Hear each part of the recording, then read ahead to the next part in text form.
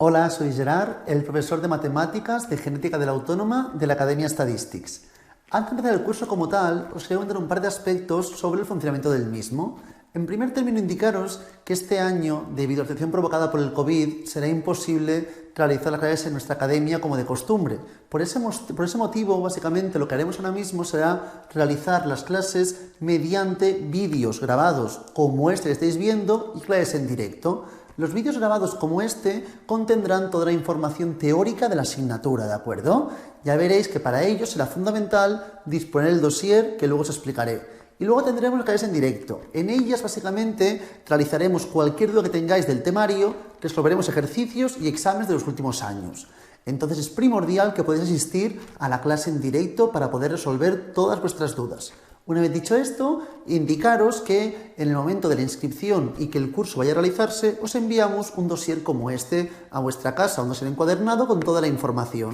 El dossier es principal para poder seguir bien todo el temario, ya que todo el tiempo irá haciendo referencia a distintas páginas que se encuentran en él. Por lo tanto, es fundamental disponerlo. Además, todos los ejercicios que iremos haciendo se encuentran en este dossier e iré haciendo referencia a ejercicios del dossier. Por ese motivo es fundamental disponer el dossier para poder hacer un buen seguimiento del curso. Por último, indicaros que si tenéis dudas se pueden preguntar siempre en la clase en directo y también en un grupo de WhatsApp, ya que el día del inicio del curso creamos un grupo de WhatsApp formado por alumnos y profesor para que podáis preguntar cualquier duda que os haya surgido al analizar y al visualizar los vídeos, ¿de acuerdo? Es decir, cualquier duda que tengáis, aunque sea también dudas de clase, algún ejercicio de clase, lo que sea, me lo podéis comentar sin ningún tipo de compromiso por el grupo de WhatsApp y ahí me encargaré de responder cualquier duda que tengáis. Una vez dicho esto, en este curso haremos la información correspondiente al segundo parcial, que es básicamente información relacionada con la estadística. Iremos viendo todos los temas. Haremos hincapié básicamente a partir del tema 6. En la primera clase comentaremos el tema 5, pero haremos relativamente rápido para poder dedicar más tiempo a los temas posteriores. Una vez dicho esto, empezamos ya, por favor, el curso como tal.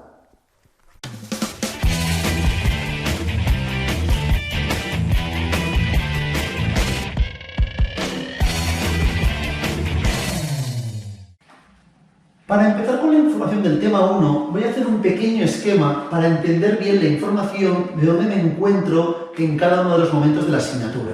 Si os fijáis, en primer término estudiamos la estadística descriptiva, ¿de acuerdo? Que la encontraréis en el tema 5, que lo encontráis a partir de la página 3, ¿de acuerdo?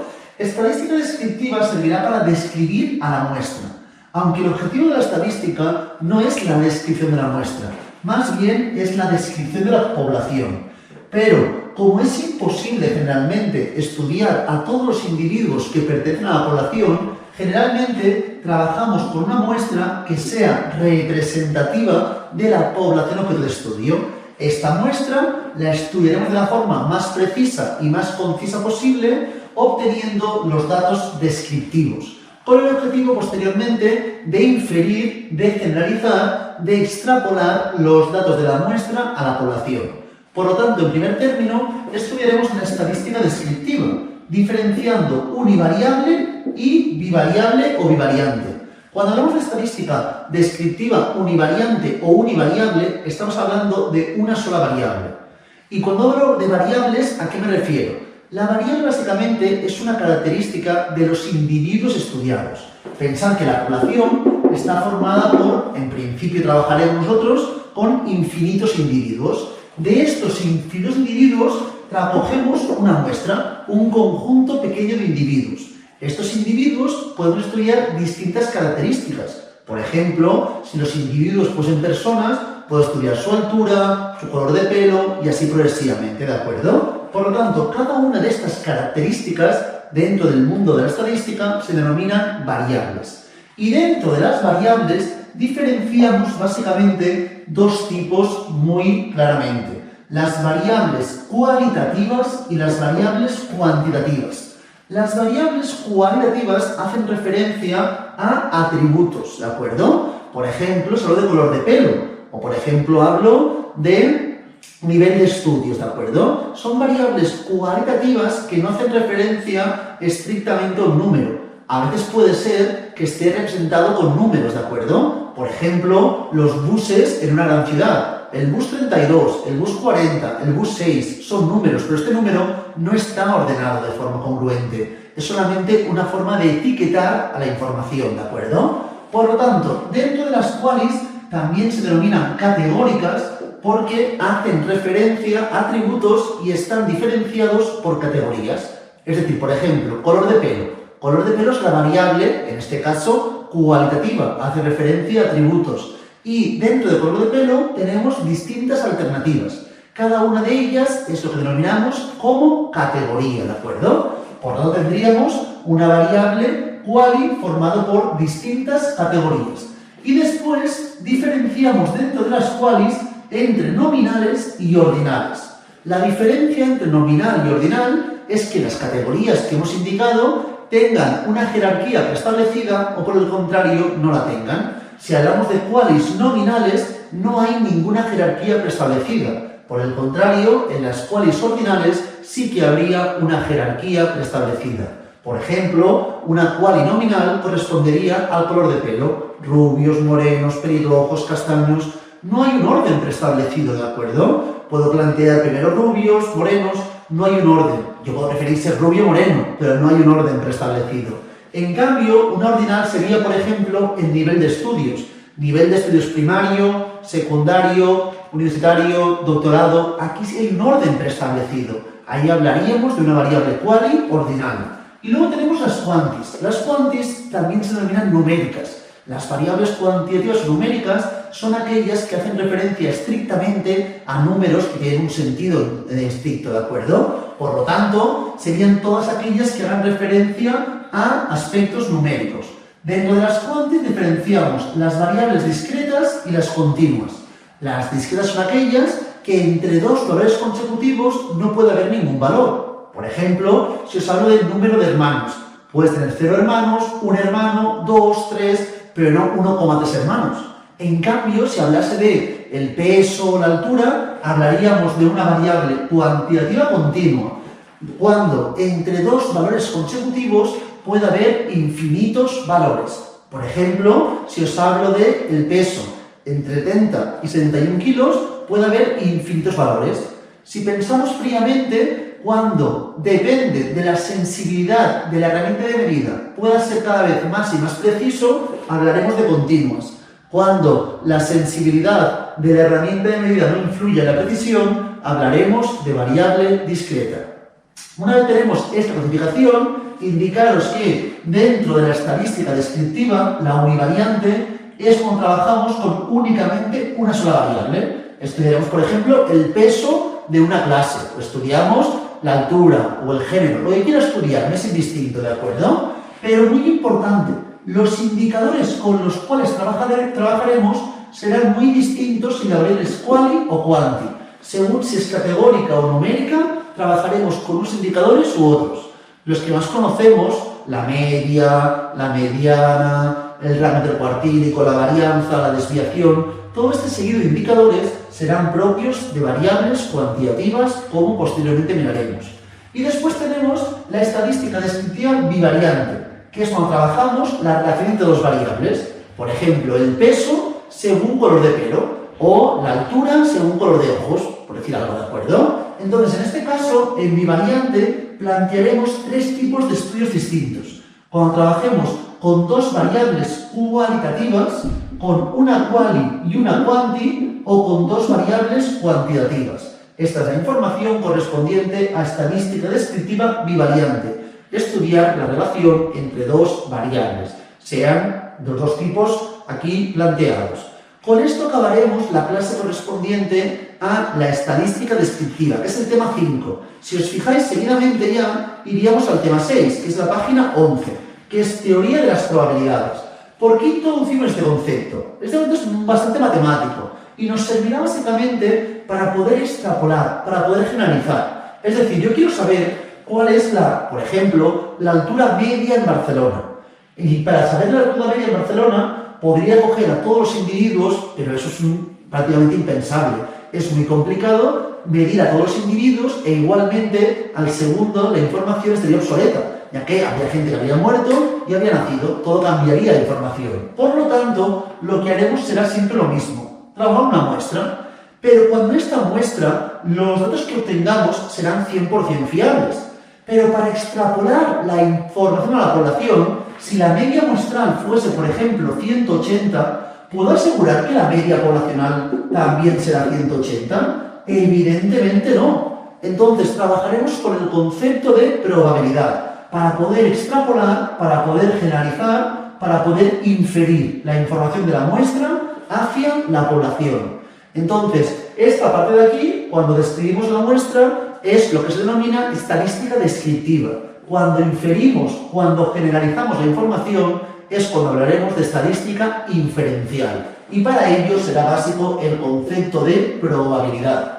Estudiaremos con tranquilidad en el tema 6 el concepto de probabilidad y todos los diferentes aspectos relacionados con él, ¿de acuerdo? Diferentes teoremas, combinaciones y permutaciones. Y luego ya en la página 17 estudiaremos las variables aleatorias. Será la distribución poblacionales más típicas. Aquí miraremos variables aleatorias discretas y variables aleatorias continuas. Y analizaremos básicamente la información correspondiente a las distribuciones más utilizadas. Si hablamos de variables aleatorias discretas, estudiaremos básicamente la distribución binomial y la distribución de Poisson, ¿de acuerdo? En cambio, cuando trabajemos con variables continuas, la distribución por excelencia, que será la más recurrente, es la distribución normal. Todo esto lo estudiaremos también seguidamente. Y para finalizar ya, nos adentraremos, después de haber estudiado la muestra, el concepto de probabilidad y las distribuciones de la población, por fin nos adentraremos ya al concepto de inferencia. Es decir, vamos a plantear inferencias de la muestra hacia la población. Para ello, básicamente, trabajaremos con intervalos y también trabajaremos con la información correspondiente a hipótesis. Entonces plantearemos intervalos e hipótesis, ¿de acuerdo? Miraremos cómo funcionan, pero ambos son métodos para inferir la información de la muestra hacia la población. Todo esto iremos explicándolo. Pero antes de ello, vamos a empezar por el tema de estadística descriptiva. Esta información será la que explicaremos más rápido, porque es la más sencilla y la que entra en el examen. A partir de probabilidad, haremos mucho más hincapié y mucho más tranquilidad para explicar cada uno de los diferentes aspectos importantes. Empecemos, por favor, por la página 3. En la página 3 planteamos el concepto de tabla de frecuencia. La tabla de frecuencia es para representar de forma sencilla y rápida la información de una variable. Pensar, por ejemplo, tengo una variable cualitativa, voy a empezar ahora mismo, ¿de acuerdo? Un ejemplo con una variable cualitativa. Por ejemplo, color de pelo. Tenemos gente morena, rubia, pelirroja y castaña. Como es una variable cualinominal, el orden es indiferente. Yo planteo este orden, pero otra persona podría plantear otro orden. Sería totalmente congruente, ¿de acuerdo? A partir de aquí planteamos N sub i, que es la frecuencia absoluta, que corresponde al número de individuos que tenemos en cada categoría. Por ejemplo, me lo invento en este caso, tenemos aquí 12, 6, 1 y 1, ¿de acuerdo? En total tendríamos aquí 20 sujetos, ¿de acuerdo? En este caso tendríamos 20 individuos. Seguidamente tenemos la frecuencia absoluta acumulada. La acumulada es ir acumulando la información. 12 más 6, 18, más 1, 19, más 1, 20. La última categoría de la frecuencia absoluta acumulada siempre debe ser igual al total de la muestra. Y seguidamente planteamos la frecuencia relativa. F sub i, ¿de acuerdo? Frecuencia relativa, que corresponderá básicamente a el número de individuos de cada categoría entre el total de la muestra. En este caso, 20 individuos. De esta forma tendríamos 12 entre 20, que será 0,6. 6 entre 20, 0,3. 1 entre 20, 0,05 y 0,05. Todo ello debe sumar 1, que es la probabilidad de todos los casos, ¿de acuerdo? Y también podemos plantear la frecuencia absoluta acumulada, que correspondería a ir sumando la información 0,6, 0,9, 0,95 y 1. Evidentemente, última categoría siempre será 1. Por lo tanto, con esta información podemos simplificar mucho y visualizar rápidamente los datos. Imaginaos que hubiese, en vez de 20, 200 casos. Dice, moreno, rubio, castaño.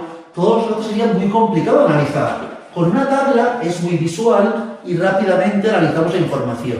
Esta es la tabla típica correspondiente a la tabla de frecuencias. Se podrá aplicar tanto para variables qualis como para variables cuantitativas. Pero ya veremos que si la variable es quali nominal, como es este caso, las acumuladas no tienen ningún sentido.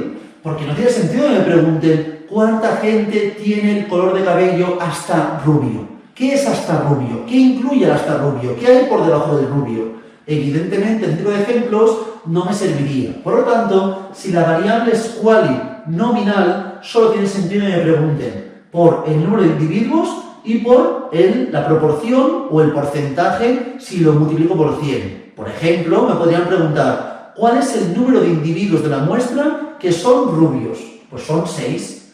¿Cuál es el porcentaje de la muestra que no son pelirrojos? Si 5% son pelirrojos, no serán pelirrojos el 95%. Pero no me pueden preguntar qué porcentaje es hasta moreno. Eso no puedo estudiarlo. Puedo estudiar que sean morenos o no morenos, tanto el número como proporción o porcentaje. Pero no puedo estudiar que sean más que algo o menos que algo, porque no hay un orden preestablecido. En cambio, si hablase, por ejemplo, de nivel de estudios primario, secundario, universitarios y doctorados, aquí sí que me podrían preguntar por las columnas correspondientes acumuladas, ¿de acuerdo? Aquí podrían indicarme, por ejemplo, ¿cuántos individuos tienen estudios secundarios? Exactamente estudios secundarios. Exactamente secundarios son 6. Pero si me preguntasen cuántos individuos tienen como máximo estudios secundarios, como máximo secundarios serían estos 12 más estos 6. Por lo tanto, 18 serían, ¿de acuerdo? Y si me preguntasen cuántos tienen como mínimo estudios secundarios, como mínimo serían estos más estos más estos. Es decir, 8 o 20 menos 12, el anterior siempre, ¿de acuerdo? Así buscaríamos la frecuencia de los individuos de una categoría, otra o las acumuladas. Lo mismo ocurriría con los porcentajes. Si me preguntan qué porcentaje de la muestra tiene como máximo estudios universitarios. ¿Cuántos tienen? Perdón, ¿qué porcentaje tiene como máximo estudios universitarios? El 95%. 95% tiene como máximo estudios universitarios. Si me preguntasen, por ejemplo, ¿qué porcentaje tiene como mínimo estudios universitarios? Diríamos el 10%. Como mínimo uni serían estos más estos, el 10%. Por lo tanto, así podríamos mirar la información. ¿Qué más puedo estudiar? Pues puedo estudiar la moda, por ejemplo. La moda es la categoría que tenga una mayor frecuencia absoluta. En este caso, primaria, porque tenemos el máximo número de individuos, que son 12, ¿de acuerdo? Por lo tanto, cuando hablamos de una variable cualitativa, no podré estudiar mucha información. Únicamente la tabla de frecuencias. De los indicadores o estadísticos puedo estudiar la moda y luego también podríamos estudiar la información de los gráficos. Los gráficos más recurrentes cuando hablemos de variables cualitativas corresponden al gráfico o diagrama de barras y al diagrama de sectores. El diagrama de barras es el típico gráfico de barras que todo el mundo conocemos y el de sectores es el gráfico de quesitos, el ciclograma, ¿de acuerdo? Redondo, con la información correspondiente a la proporción o el número de individuos de cada una de las categorías. Una vez visto esto, también puedo estudiar, y aquí tendremos mucha más información, si la variable es cuantitativa. Si es cuantitativa, también podría representar la información con una tabla de frecuencias. Si, por ejemplo, hablamos de una variable cuantitativa discreta, que discreta es que tenga valores entre ellos, no puede haber ninguno, entre dos consecutivos no puede haber ningún valor, como por ejemplo, antes ponía el ejemplo del número de hermanos, tendríamos aquí lo siguiente: 0 hermanos, 1 hermano, 2 y 3 hermanos, ¿de acuerdo? Por ejemplo, en nuestra muestra no hay ningún individuo que tenga más de 3 hermanos. Evidentemente puede ser que la población sí que ocurra, pero en nuestra muestra no. Lo máximo es tener 3 hermanos, ¿de acuerdo? ¿Qué ocurriría? Que aquí podríamos ver también rápidamente toda la información. Si me preguntan qué porcentaje de los individuos de la muestra tienen al menos un hermano, serían todos estos, el 40%, ya que el 60% no tiene ningún hermano. A partir de esta información me podrían preguntar lo que quisiesen. Lo mismo me ocurría cuando la variable era una variable cualitativa. Pero también se podría plantear la información si la variable fuese una variable cuanticontinua. Si es cuanticontinua, generalmente se plantearía mediante intervalos. Si hablamos de la edad, por ejemplo, de 0 hasta 20 años, de 20 hasta 40 años, de 40 hasta 60 años y más de 60 años, mayor a 60 años, ¿de acuerdo? Entonces, en este caso, plantearíamos esa información y estos datos correspondían a intervalos. Si pusiéramos cada valor 0 años, 1 año, 2 años, la tabla sería tan larga que no sería muy cómodo de estudiar. Al fin y al cabo, la tabla es para poder interpretar rápidamente y de forma fácil la información. Por lo tanto, nos interesa que sea muy visual la información que estamos trabajando. En ese sentido, si la variable cuantitativa, sea discreta o continua, tiene muchos valores, porque también hay ejemplos de discretas con muchos valores, lo ideal sería plantear la información mediante intervalos.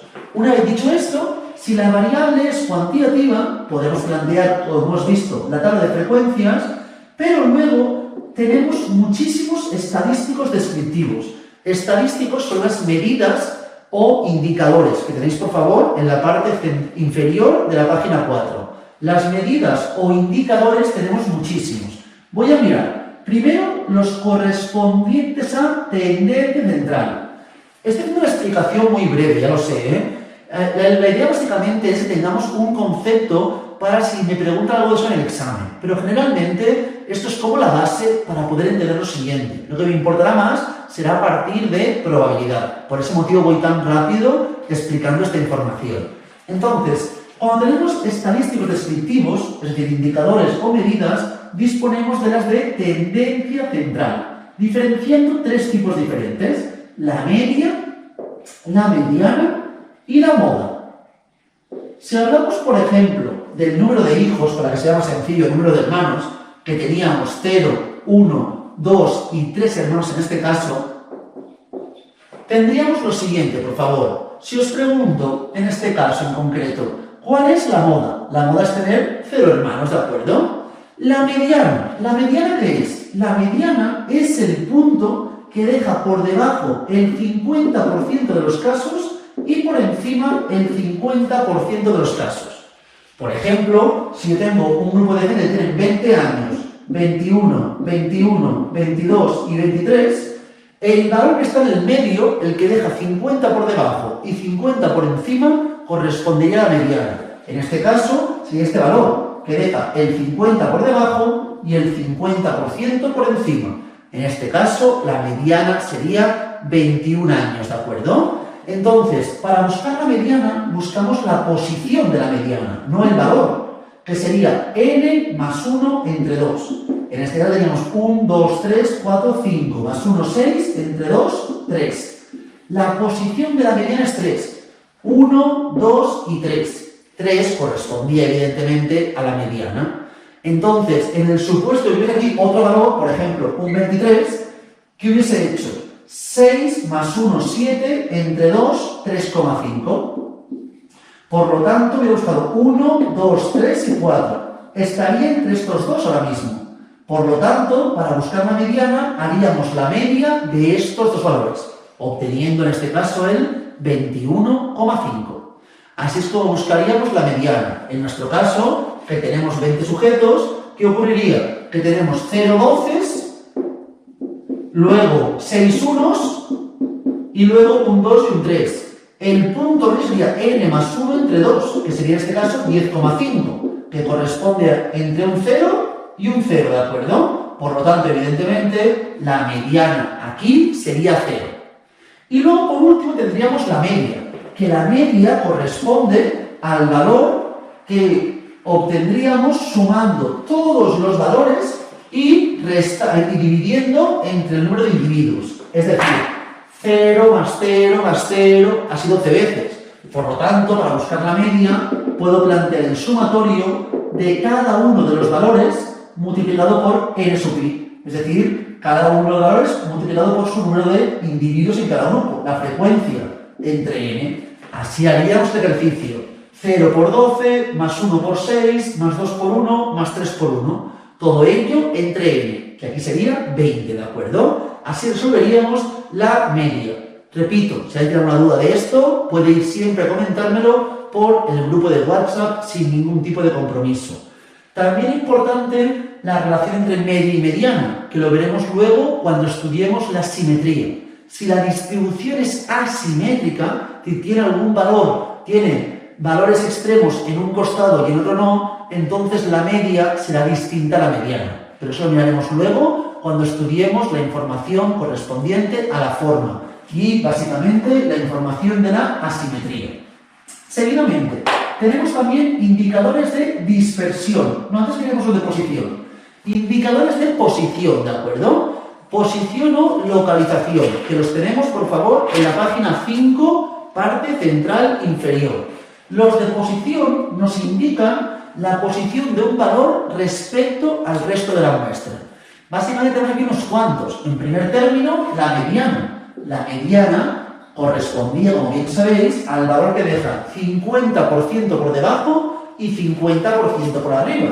Por lo tanto, nos indica la posición. Es decir, la mediana dejará 50% por debajo, 50% por encima de los casos. Si yo, por ejemplo, en el examen saco un 1, pero estoy en la mediana, quiere decir que el 50% de la gente ha sacado peor que yo.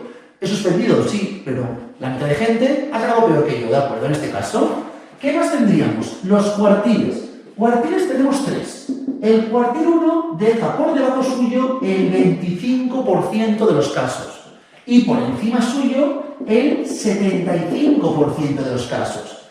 Luego tenemos la mediana, que corresponde al cuartil 2, que deja 50% y 50%. Y luego tendríamos el cuartil 3, que dejaría por debajo el 75% y por encima el 25%. Es decir, si me preguntan en un examen cuál es el valor que deja por encima el 25% de los casos, indicaríamos que corresponde al cuartil 3. El valor que deja por encima el 25%. Por lo tanto, deja por debajo el 75%. ¿Qué más conocemos, por favor? Los deciles. Si cuartiles teníamos 3 porque dividimos la información en 4 partes, y para dividir en 4 partes requeríamos 3 cortes, ¿verdad? Una parte, 2, 3 y 4, de ahí cuartiles. Deciles, que divido en 10 partes, requiero 9. Existen 9 deciles. El decil 1, por ejemplo, dejará 10% por debajo y 90% por arriba. Y así progresivamente. Por ejemplo, el decil 5 equivale a la mediana cuartil 2. El decil 7 deja 30% por encima, 70% por debajo. Y así, repito, progresivamente. Y luego tenemos los percentiles o centiles. Son sinónimos, ¿de acuerdo?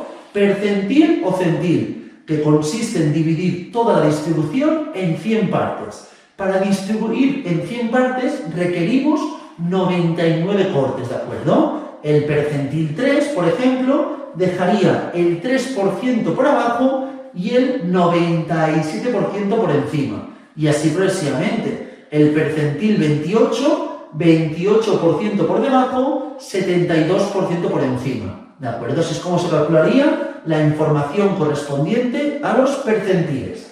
Seguidamente también tenemos los indicadores de dispersión, ¿de acuerdo? Indicadores de dispersión. Aquí tenemos, en primer término, el rango, ¿de acuerdo? El rango. ¿El rango qué es? Es un indicador que nos muestra la diferencia entre el valor mayor y el valor menor, ¿de acuerdo? Nos sirve para ver la dispersión. Importante. Hasta ahora hemos estudiado los indicadores de tendencia central, que nos indicaban el centro. Los de posición, para posicionar a cada uno de los individuos, ¿de acuerdo? Cada valor lo estábamos posicionando respecto al resto. Y ahora la dispersión. La dispersión nos indica si la muestra tiene mucha variabilidad, valores muy distintos en una variable o muy parecidos. Por ejemplo, si en una clase todo el mundo saca entre un 6 y un 7, en esa clase la variable notas será muy homogénea, será poco dispersa. Si por el contrario, en una clase hay gente que tiene 18 años, gente de 20, 25, 40, 50, 60, habría mucha dispersión en la variable edad. Entonces, básicamente la información es saber hasta qué punto existe mucha o poca dispersión de los valores de la variable en cuestión. Para ello estudiaremos un serie de indicadores, analizando si son muy robustos o muy sensibles. ¿Qué quiere decir que sean muy robustos o muy sensibles? Un indicador es muy sensible cuando valores extremos le afectan en un alto grado, ¿de acuerdo? Y es muy robusto cuando los valores extremos le influyen poco. Para entender bien la idea esta de robusto y sensible, voy a comparar un segundo media y mediana. Quiero que analicemos, por favor, cuando un indicador será muy robusto o muy sensible, si le afectan mucho o poco valores extremos. Mirad, por ejemplo, tenemos un grupo de gente que tiene 21 años, 21, 21, 21 y 22, ¿de acuerdo? En este caso, por favor, indudablemente, ¿cuánto valdría la mediana? Mediana sería 21 y la media también sería 21. Imaginaos, por favor, que este individuo, en vez de 22, tuviese 82 años. ¿Qué ocurriría? ¿Cuánto valdría la mediana? Continúa siendo igual. A la mediana, el cambio de un valor extremo no le influye. En cambio, la media pasaría a ser prácticamente 40. No llegaría a los 70 y 30 largos. ¿Qué ocurre? Que la media se vería muy distorsionada. Además, el valor de la media no representaría bien ni a esta gente ni a este individuo. Sería un valor que estaría sesgado, ¿de acuerdo? Por lo tanto, la mediana es un indicador muy robusto que a valores extremos no le afectan, no le influyen, y por el contrario la media es muy sensible. Ante un valor extremo, rápidamente se modifica, se distorsiona su valor, y el valor quedaría sesgado, ¿de acuerdo? Por lo tanto, esta información de robustez y de sensibilidad nos puede servir para estudiar los indicadores de dispersión. El rango, repito, es la diferencia entre el valor máximo y el mínimo de una variable. Imaginaos un caso. Tenemos en vuestra clase que la gente con menor edad tiene 18 años y la gente con mayor 20 años, ¿de acuerdo? Por lo tanto, tendríamos en este caso la información correspondiente a una muestra formada por 100 sujetos, donde el rango sería 2. Es decir, la diferencia entre mayor y menor es una diferencia de 2 años de edad. Si viene la persona 101, añadimos una persona más, y esta tiene 80 años, ¿qué ocurriría? Que el rango pasaría de ser 2 a ser 62. Por lo tanto, un solo individuo modifica por completo el valor del rango. Es decir, el rango es un indicador extremadamente sensible. Por eso es un indicador que no será muy recomendable para estudiar en ningún tipo de ejemplo. Nos sirve para plantear información adicional, pero como un único indicador nunca sería el más recomendable. Otro indicador es el rango intercuartílico. Rango intercuartílico estudia la distancia entre el cuartil 1 y el cuartil 3. Por lo tanto, ¿qué ocurre? Que deja de estudiar el 25% superior y el 25% inferior. Solo estudia el 50% central. Por lo tanto, evidentemente, es un indicador muy robusto, ya que los valores extremos no le influirán. El problema es que la mitad de los casos no los tiene en cuenta, solo estudia el 50% central. Generalmente, si no hay valores extremos, o si los hay, no hay en demasía valores extremos, lo más recomendable es trabajar con la varianza, generalmente, ¿de acuerdo? La varianza tiene un problema, que está al cuadrado, como podéis ver. Entonces, saldrá la unidad que estemos trabajando al cuadrado. Pero el cálculo es el siguiente, es el sumatorio de cada uno de los valores menos la media al cuadrado. Así es como buscaríamos la varianza, ¿de acuerdo? Sumando cada valor menos la media al cuadrado. Igualmente la varianza, si hablamos de centímetros, estará en centímetros al cuadrado. aspecto que va a complicar mucho la interpretación del valor. Por ese motivo, lo más recomendable generalmente es realizar la desviación estándar, que es la raíz de la varianza. La desviación estándar estará en la misma unidad que el resto de unidades y será mucho más cómoda su interpretación. Para que entendamos un segundo concepto, la desviación estándar nos indica la media de las diferencias de cada uno de los valores respecto a la media. Es decir, si yo tengo aquí cada uno de los valores y aquí tenemos la media, la distancia que hay entre cada valor y la media, si hacemos la media de estas distancias, si yo estudio y analizo la media de cada una de estas distancias, obtendría la desviación estándar. Entonces, de ahí quiero que veáis la complejidad de analizar la desviación estándar. Si yo, por ejemplo, os digo que en un grupo en primero de primaria la desviación estándar es de 3 años, ¿qué quiere decir? Que cada individuo respecto a la media se encuentra a una distancia de 3 años. Eso es una barbaridad. Es que es muy disperso ese grupo, porque en grupos de primero de primaria esperamos que todo el mundo tenga 6 años, o 5 o 7, pero no que de media la gente esté a una distancia de 3 años de la media. Sería una barbaridad. En cambio, si hablo de una sala de cine, que la desviación sea de 3 años, eso sería muy pequeño. Querría decir que hay muy poca dispersión en ese grupo. ¿Qué quiere decir? Que la dispersión no solamente es el valor numérico, también depende de la variable que estemos trabajando y el significado y la interpretación que le demos. De ahí a su dificultad en muchos casos.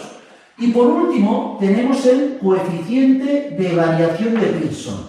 El coeficiente de variación de Pearson es un indicador que estudiaremos para poder comparar entre dos muestras, entre dos grupos o entre dos variables, qué variable, qué grupo o qué muestra es más dispersa. Cuando estudie qué grupo, qué muestra o qué variable es más dispersa, estudiaremos mediante el coeficiente de variación. Se calcula haciendo la desviación entre la media. Se puede multiplicar por 100, no es obligatorio, se puede plantear, ¿de acuerdo? Y este indicador, el coeficiente de variación, nos indicaría básicamente si la variable es más o menos dispersa, o la muestra o el grupo, respecto a otro grupo. Y siempre buscaremos el coeficiente de variación en dos grupos, dos variables o dos muestras. El que tenga un coeficiente de variación menor corresponde al grupo más homogéneo, más concentrado, menos disperso, ¿de acuerdo? Por el contrario, el que tenga un coeficiente de variación mayor corresponderá al más heterogéneo, al menos concentrado, al más disperso. Tendrá más variabilidad esta muestra, variable o grupo que esta muestra, variable o grupo, ¿de acuerdo? Así es como analizamos la información mediante el coeficiente de variación de Pearson. Una vez visto esto, por favor, hemos acabado ya con los indicadores de dispersión. Nos falta para finalizar los indicadores de forma. Con esto acabamos. Para que veáis, los indicadores de dispersión los tenéis en la página 6 y hemos indicado todos ellos. Ahora vamos, por favor, a la página 7 a analizar los indicadores de forma, ¿de acuerdo? Dentro de forma miraremos la idea correspondiente a la asimetría y a la kurtosis, ¿de acuerdo? Cuando hablamos de la simetría o asimetría, estamos analizando si la distribución es simétrica o asimétrica, ¿de acuerdo?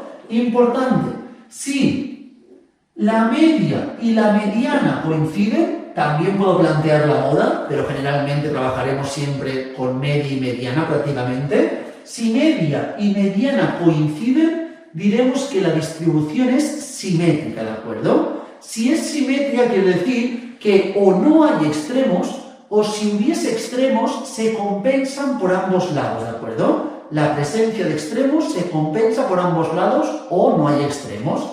Esto es cuando la distribución sea simétrica. Si por el contrario tuviésemos mayor número de extremos o solamente extremos por la parte superior de la distribución, aquí tendríamos la mediana y aquí la media.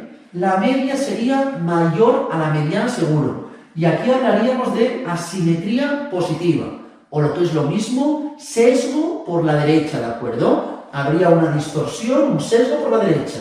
Por el contrario, si tenemos mayor cantidad o solamente extremos en la parte inferior, hablaríamos de asimetría negativa. Y en este caso, la media sería menor que la mediana, ¿de acuerdo? Tenemos ejemplo de simetría, de asimetría positiva y asimetría negativa. El cálculo generalmente no nos lo plantea. Igualmente aquí lo tenéis. Si os fijáis en la página 7 tenéis el A y G3. El A es el coeficiente de asimetría de Pearson. El G3 es el coeficiente de asimetría de Fisher. Tenemos el de Pearson y el de Fisher, ¿de acuerdo? Ambos se interpretan igual. ¿Cómo se interpretan, por favor? Si fuese 0, la distribución es simétrica. Si es mayor que 0, asimétrica positiva, y si es menor que 0, asimétrica negativa. Esto evidentemente nos da información que hace referencia a la forma de la distribución. Pero es que también tenemos la kurtosis. La kurtosis no nos indica si está sesgado, sino si la forma es más puntiaguda o por el contrario más chata, más aplanada, ¿de acuerdo? Esto nos indicaría la kurtosis. Por lo tanto, cuando estamos planteando la información correspondiente a la kurtosis, tendríamos la siguiente información. Tendríamos esto así, que sería una distribución leptocúrtica, que tendríamos mucha concentración en la parte central. Luego tendríamos esto así, que sería mesocúrtica, y esto así sería platicúrtica. Tenemos distribución lepto, meso y platicúrtica. Importante, la menos variable, la más concentrada, es la leptocúrtica.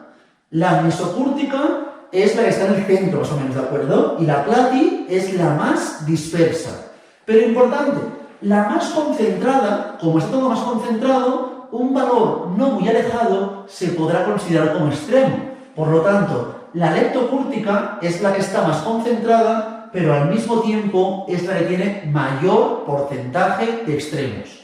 En cambio, la platicúrtica es la más dispersa, pero al ser tan dispersa, deberán ser valores muy alejados para ser considerados extremos. Por lo tanto, la platicúrtica es la más dispersa, pero al mismo tiempo es la que tiene menor porcentaje de extremos. Una vez visto esto, leptocúrtica, mesocúrtica y platicúrtica se estudia con el coeficiente G4, que también podéis ver en los apuntes. Este coeficiente es el coeficiente de kurtosis de Fisher, ¿de acuerdo? Este coeficiente de kurtosis fluctúa entre 3, que 3 correspondería a que la distribución es mesocúrtica, ¿de acuerdo? Menor que 3, que sería distribución platicúrtica, y mayor que 3, que sería distribución leptocúrtica. Tenemos esta información, que sea 3, mayor que 3 y menor que 3, ¿de acuerdo? A partir de estos datos, miraríamos el coeficiente de kurtosis y definiríamos si es lepto, meso o platicúrtica. Así estudiaríamos la información de la kurtosis. Con esto tenemos toda la información de los indicadores propios de las variables cuantitativas, pero no hemos indicado que nos faltan aún la información correspondiente a los gráficos, ¿de acuerdo? Respecto a los gráficos de las variables cuantitativas, básicamente comentaremos dos. Uno es el histograma, y otro es el diagrama de cajas, ¿de acuerdo? También denominado en inglés boxplot, ¿de acuerdo? El histograma es como un diagrama de barras, pero las barras entre ellas no están separadas, ya que hablamos generalmente de variables continuas. Entonces, tenemos de 0 a 20 años, de 20 a 40, de 40 a 60, y así progresivamente. El de barras teníamos hombre y mujer, por ejemplo, ¿de acuerdo? Aquí no, aquí tenemos la información correspondiente por grupos, por intervalos. Por lo tanto, las barras estarán entre ellas juntas, no separadas, como ocurría en el diagrama de barras. Una vez visto esto, también tenemos, por favor, el diagrama de cajas. El diagrama de cajas es la siguiente información. Tendremos una información como esta, donde la caja, los extremos de la caja corresponden al cuartil 3 y al cuartil 1.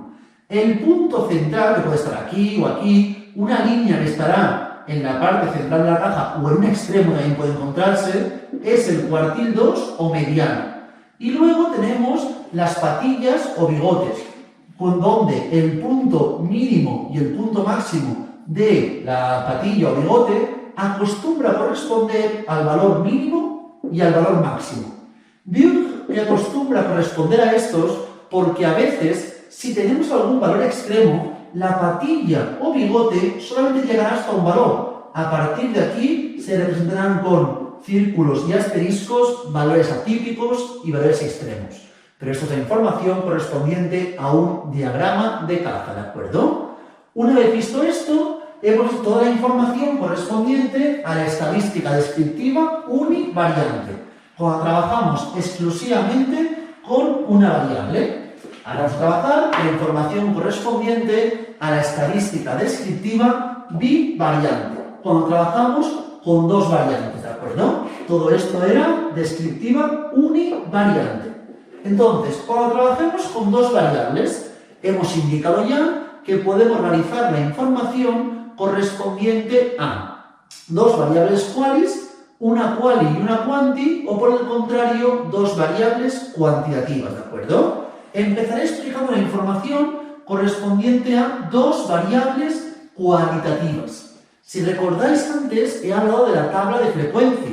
En la tabla de frecuencia teníamos una variable y las diferentes frecuencias absolutas y frecuencias relativas de cada categoría. Ahora plantearemos una tabla de contingencia que también se denomina tabla de frecuencia de doble entrada, donde dispondremos en el mismo gráfico, en este caso en la misma tabla, dos variables, ¿de acuerdo? Imagina que pongo aprobar, suspender, y tengo aquí llevar gafas y no llevar gafas, ¿de acuerdo? ¿Sí? Llevar gafas y complementario de las gafas. Es decir, con esta información podríamos plantear la información de una variable y otra variable. Disponemos al mismo tiempo, en este caso, de dos variables cualitativas. Por lo tanto, tendríamos la siguiente información, por favor. En este tendríamos, lo invento, para hacer un ejemplo, 5, 10, 12 y 8, ¿de acuerdo? Por lo tanto, tenemos 17, 18, aquí tendríamos 20 y aquí tendríamos 15, es decir, 35, ¿de acuerdo? Al partir de esta información, estamos trabajando con dos variables cualitativas. Si quiero representar gráficamente, como podéis ver, por favor, en la página 8, podéis hacer un diagrama de barras. Aquí, si os fijáis, tenemos un diagrama de barras agrupadas, donde tenemos alto, bajo y medio, según se estudia evaluación única o continua, ¿de acuerdo? Pero nos pueden preguntar, a partir de una tabla como esta, diferentes probabilidades, que ya me sirve un poco para introducir lo que explicaremos en clases siguientes, ¿de acuerdo? En una tabla tenemos tres probabilidades básicas que debemos siempre calcular. Una es la probabilidad marginal o individual. La probabilidad marginal o individual es cuando me pregunten por la probabilidad de una única de categorías, solo de una categoría. Si me preguntan, por ejemplo, la probabilidad de aprobar, ¿qué haríamos? Número de aprobados entre total de la muestra. Así buscaríamos una probabilidad marginal o individual, cuando me pregunten por la probabilidad de solamente una categoría. Aquí haríamos, en este caso, número de A's son 15 entre 35. Así calculamos la probabilidad marginal. Luego también debemos conocer la probabilidad de intersección, que es cuando se ve una categoría de una variable y otra de la otra variable. Esto se lee probabilidad de aprobar y llevar gafas. La intersección corresponde ahí, probabilidad de aprobar y llevar gafas. Aquí plantearíamos en el numerador número de gente que aprueba y lleva gafas y en el denominador total de la gente. Es decir, donde confluyen aprobar y gafas 5 entre 35. Así buscaríamos la información correspondiente a la intersección. Pero es que además tenemos también la condicionada, que será, repito, información importante para los siguientes temas. La condicionada es la probabilidad, por ejemplo, de aprobar cuando llevas gafas. Es decir, esta es una condición. Sabiendo que llevas gafas, si llevas gafas, ¿cuál es la probabilidad de aprobar? No confundamos con esto.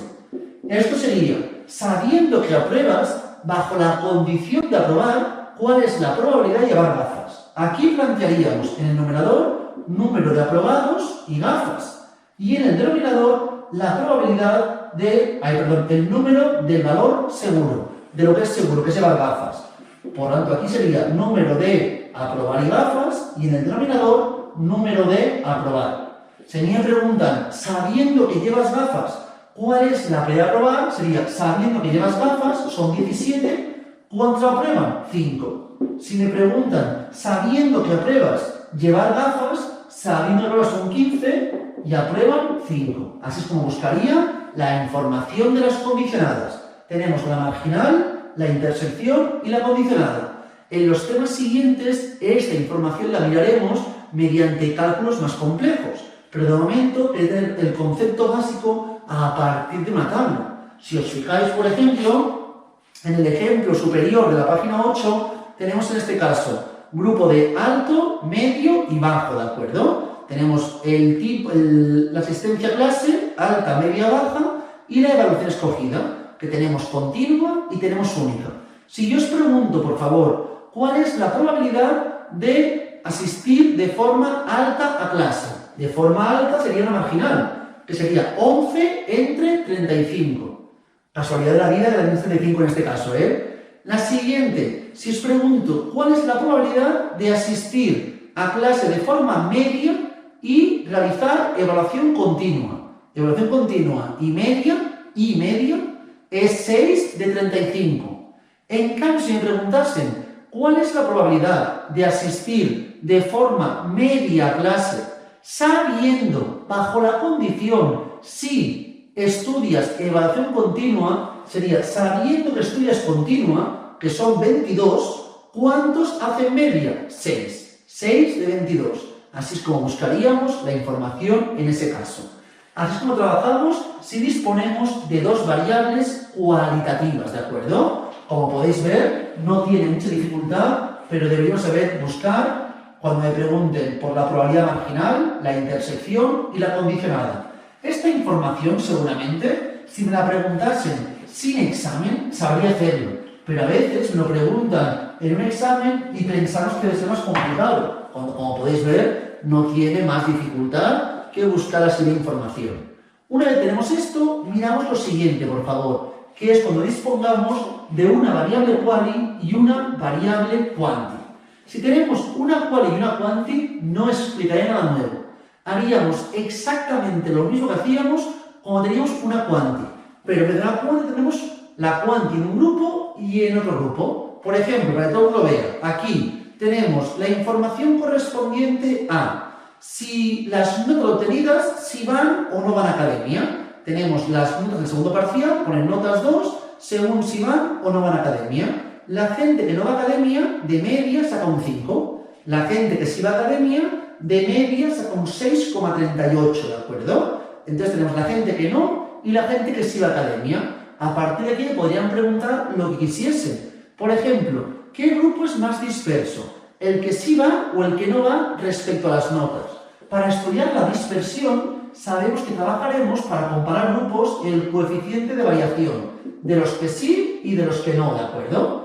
El coeficiente de variación de los que no van a clase sería la desviación, que es 2,0236669 entre 5. Y aquí miraríamos el coeficiente de variación de los que sí van a clase, que sería 2,180920 entre 6,384615. Entonces, haríamos estas divisiones, el valor que fuese menor comportaría evidentemente que tiene menor dispersión. En este caso, esta será menor, este variable de las notas en el grupo que sí va a academia es una variable menos dispersa que el grupo que no va a academia, que tendría más dispersión, ya que el coeficiente de variación se alejaría más del 0. Una vez visto esto, nos pueden preguntar lo que quieran, por la media, por la mediana, por el rango intercuartílico. En este caso, ¿cuál es el rango intercuartílico del grupo no? Cogeríamos el 65%, que es el cuartil 3, y le restaría el 25, que es el cuartil 1. Por lo tanto, en el grupo no sería 1,75. 5,75 menos 4. Y en el grupo sí haríamos 8 menos 5, por lo tanto 3. Si me preguntan por el rango, es la distancia entre el máximo y el mínimo. El rango en el grupo no sería 8 y el rango en el grupo sí sería 7. Así progresivamente me podrían preguntar por la información. Si me preguntan por la kurtosis, mirad, en el grupo no es muy cercano a 0, menos 0,11. Por lo tanto diríamos que la distribución es mesocúrtica con una ligera tendencia a platicurtismo. ¿Por qué? Antes os comentaba que el eje era el 3. 3 si era mesocúrtica, por debajo de 3 platicúrtica, por encima de 3 leptocúrtica. Esto cuando lo hagamos a mano. Si me lo da el ordenador calculado ya, el eje es el 0. 0 sería mesocúrtica, por debajo de 0 platicúrtica y por encima de 0 leptocúrtica. Por ese motivo, como es menos 0,11, es muy cercano al 0, que me indicaría que es mesocúrtica, pero diríamos con una ligera tendencia a platicurtismo, ¿de acuerdo? Y el sí es un valor bastante inferior a 0, entonces ya diríamos que aquí la distribución es platicúrtica. Y ahora tenemos la simetría. La simetría del grupo no es 0,265. Por lo tanto, diríamos que es simétrica con una ligera tendencia a simetría positiva. Y en cambio, el grupo del sí, si os fijáis, tenemos que es menos 0,186, es decir, sería simétrica con una ligera tendencia a simetría negativa. Como podéis comprobar, si analizamos una quanti y una quali, no hacemos nada nuevo. Donde haremos cosas nuevas es cuando tengamos dos variables cuantitativas. Si estudiamos dos variables cuantitativas, trabajaríamos básicamente con la información de los indicadores y gráficos de dispersión. Mirad, si tenemos dos variables cuantis, en vuestro caso, solo os explicarán cuando tengamos relaciones lineales. Evidentemente conocéis que hay muchas relaciones exponenciales, logarítmicas, infinidad de ellas. Estudiaréis solamente relaciones lineales. Por lo tanto, solo estudiaréis si la relación es lineal positiva, si la relación es lineal negativa, o si por el contrario la relación lineal es nula, ¿de acuerdo? Para vosotros, esta información será relación lineal nula ahora mismo, ¿de acuerdo? Porque con los indicadores que tendremos, únicamente podré estudiar si hay relación lineal o no hay relación lineal, y en el supuesto que haya relación lineal, si es positiva o es negativa. No podré analizar nada más, ¿de acuerdo? Para analizar esta información, podría disponer de gráficos de dispersión o nube de puntos como aquí vemos, pero generalmente no tenemos esta información. Tendremos indicadores, como son la covarianza, que la covarianza es un indicador que fluctúa entre menos infinito y más infinito. Si la covarianza fuese 0, quiere decir que no hay relación lineal. Si es distinto de 0, que sí que hay relación lineal. Siempre que sea mayor que 0, relación lineal positiva. Si es menor que 0, relación lineal negativa, ¿de acuerdo? Mayor que 0, positiva, menor que 0, negativa. Igual que tiene un problema, que la covarianza es un indicador dimensional, tiene unidad de medida. Por lo tanto, no nos sirve para poder comparar, ya que al tener unidad de medida no es un valor estandarizado, ¿de acuerdo? Por lo tanto, además de esto, al tener unidad de medida, no sirve para estudiar la intensidad, qué grupo es más intenso que otro, qué relación es más intensa. Como eso no puedo estudiarlo, trabajaremos con el coeficiente de correlación de Pearson, Rx sub Y. Esto lo tenéis en la página 10, parte superior. ¿No os fijáis? El coeficiente de correlación de Pearson se calcula a partir de la covarianza entre las desviaciones típicas de X y de Y. Este coeficiente de correlación sí que es un indicador estandarizado y es un indicador adimensional. No tiene unidad de medida. Este indicador fluctúa entre menos 1 y 1. Si fuese 0, significa que no hay relación lineal. Por encima de 0, relación lineal positiva. Y por debajo, relación lineal negativa. Pero en este caso, por favor, cuanto más se acerque a 1 en valor absoluto, es decir, 1 o menos 1, más intensa será la relación. Cuanto más se acerque a 1 o a menos 1, más intensidad tendrá la relación. A partir de estos datos, ¿qué ocurrirá? Que si yo tuviese que la correlación de Pearson es 0,83 y aquí fuese menos 0,9, podría indicar evidentemente que aquí la correlación es positiva y aquí es negativa. Pero es que aquí, al tener la correlación de Pearson, podría indicar también dónde hay más intensidad. Evidentemente, aquí hay más intensidad porque el coeficiente de correlación está más cercano a 1 en valor absoluto. Así es como trabajaría el coeficiente de correlación de Pearson. Para finalizar esta información, tenemos también el coeficiente de determinación. Imaginaos aquí estoy trabajando la información correspondiente a las horas de estudio y las notas. Y estoy estudiando cómo las horas de estudio influyen sobre las notas, ¿de acuerdo? Obteniendo este gráfico. Por lo tanto, una vez tenemos el coeficiente de correlación, que es 0,8, puedo buscar el coeficiente de determinación. El coeficiente de determinación o modal de ajuste, que es r cuadrado, corresponde a el coeficiente de correlación de Pearson, elevarlo al cuadrado y generalmente se multiplica por 100. ¿Y qué nos indicará esta información, por favor? Nos indica el porcentaje de la variabilidad de la variable dependiente que viene explicado por la independiente. En este caso, la variable dependiente son las notas y la independiente serían las horas de estudio. Evidentemente hay una variabilidad. Alguien saca un 8, otro un 6, otro un 3. Estas diferencias en las notas vienen provocadas ¿por qué? Por muchos aspectos, pero en parte por las horas de estudio, que explican en este caso 0,8 al cuadrado por 100 igual a 64%. El 64% de la variabilidad de las notas vendría explicado por las horas de estudio. Evidentemente, hay un 36% restante que vendrá explicado por cualquier otra variable, ¿de acuerdo? Asistencia a clase, inteligencia, repite o no repite, caras familiares, lo que sea, ¿de acuerdo? Pero el 64% vendría explicado a partir de las notas. A partir de aquí, en el supuesto que haya relación, podremos plantear la recta de regresión, que es la recta que mejor se ajusta a todos los datos y a partir de la cual podríamos realizar predicciones. Es decir, dando un valor a las horas de estudio, saber cuál sería la predicción que obtendríamos de la nota en el examen. Una vez explicado esto, hemos explicado también la información de dos variables cuantitativas. Hemos hecho toda la información correspondiente a dos variables también, ¿de acuerdo? Cuando trabajamos con estadística descriptiva. Una vez visto esto, ya vendría la parte de probabilidad.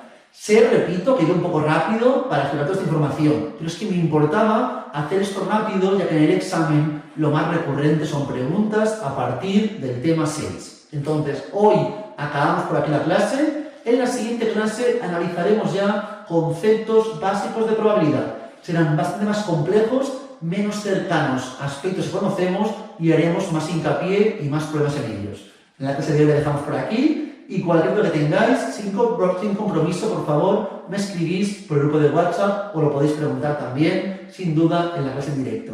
Mucha suerte.